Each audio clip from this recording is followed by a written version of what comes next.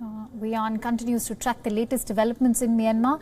Now, a day after the military seized power in Myanmar, the country's National League for Democracy party called for the release of Aung San Suu Kyi. In a statement on Facebook, the party called for release of all detained leaders and said that this is a stain on history of the country. Heavy security and checkpoints continue to be in place across Myanmar's capital. Myanmar's generals appeared in firm control a day after the military coup. Meanwhile, normal life has resumed in Myanmar after the military seized power, but for many, doubts for the future and the economic struggles they are facing appears to worsen, especially during the ongoing coronavirus pandemic.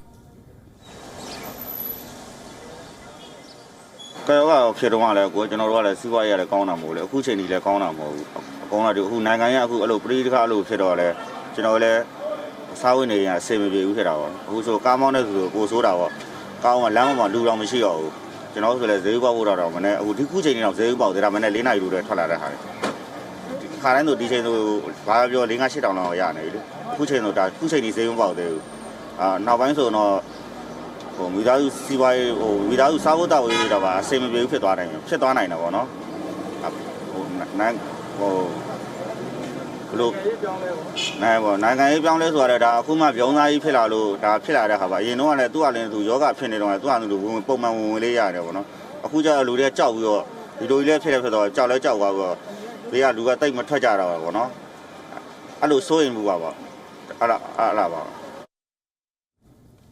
Over 100 trucks stopped at the border gate in lower northern Tak province in Thailand as they waited to cross over to Myanmar side to transport corn. According to the drivers, the trucks did not go into Myanmar as they were unsure of the situation in the country, which caused an extra long line of traffic. Myanmar's leader Aung San Suu Kyi and other senior figures from the ruling party were detained in a series of raids on Monday, denying impeding transition. Myanmar's military has rebuked foreign embassies as well. The country's former general Myan Swe has been appointed as the acting president by the country's military. A local TV station broadcast images of Myan Swe holding a meeting after the military staged a coup. The military maintains that its actions are legally justified, citing a section of the constitution that allows it to take control during the times of an emergency. Myanmar's army put out a statement on the state of emergency on Monday and handed over of the governance and jurisdiction to the commander-in-chief. It said that the state of emergency is effective nationwide for 1 year because huge discrepancies in the voter lists for November 8 polls were discovered. The Union Election Commission failed to settle this matter, and the military believes that the problem must be resolved according to the law. The coup is in the aftermath of an election which the army says was fraudulent. The country's powerful military generals have been since threatening to take action against what they called a fraudulent election. Aung San Suu Kyi's party, the National League for Democracy, won 83% of the seats in the November election. Myanmar's election commission had rejected the military's allegations of voter fraud. The commission had said there were no errors big enough to affect the credibility of the vote. Nobel Peace Prize winner Suu Kyi, who's 75, came to power after a 2015 landslide election win. This followed decades of house arrest in a struggle for democracy that turned her into an international icon. And earlier we spoke to Professor Dr. Thitinan Pongsudirak from Chulalongkorn University. Let's listen in to what inputs he had to share. It's very clear that there's been a military takeover of government, of power. This military coup is going to lead to many challenges for Myanmar. It also has been surprising and shocking because it looked like the military was having a power-sharing agreement with the civilian leaders led by Aung San Suu Kyi. There was an election in 2015. The military abided by the results. But this time, after the November 2020 election, whereby the military lost again by a landslide, this time they reneged and they betrayed the election results and they've taken over.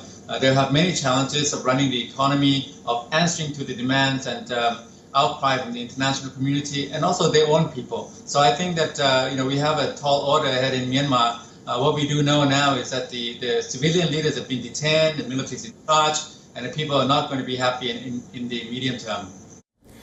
The United States is leading the world condemnation of Myanmar's military coup, calling for the restoration of the elected government. US President Joe Biden has urged the international community to come together in one voice to press the Burmese military to immediately relinquish power.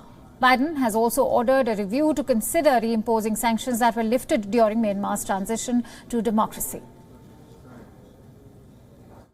Well, I think that's why that was called out in the president's comments. As you know, we removed sanctions. The United States, I should say, removed sanctions on Burma over the past decade based on progress toward democracy. The reversal of that progress will necessitate an immediate review of our sanctions laws and authorities, followed by appropriate action. So that's why he called it out. Now, the United States had introduced sanctions in the 90s and imposed a ban on imports from Myanmar. The United States removed sanctions on Myanmar over the past decade based on progress towards democracy. The country has been a Western democracy promotion project, but there are growing concerns about it backsliding to authoritarianism. Biden has assailed the country's army for the coup, calling it a direct assault on Myanmar's transition to democracy. The military coup in Myanmar is one of the first foreign policy challenges that the Biden administration is now facing. It's also a significant blow for the Biden administration and its effort to forge a robust Asia-Pacific policy to stand up to China. One of the main issues that the U.S. and the Biden administration have to contend with is how this and how their reaction to what has happened will affect the government's, the military's relationship with China, because it is very clear over the course of not just the last 4 years, not just the Trump administration, but over the course of the last 10, 15 years, that the U.S. has been in a competition with China for influence and power in Southeast Asia. We're not talking about a country that had gone from military dictatorship to perfect democracy overnight, or even in the course of a couple of years. It was always a work in progress, and it was always a very shaky work in progress. But it was a work in progress that was being supported and being encouraged by the U.S. and by Europe and by a lot of other democracies. WION is now available in your country. Download the app now. Get all the news on the move.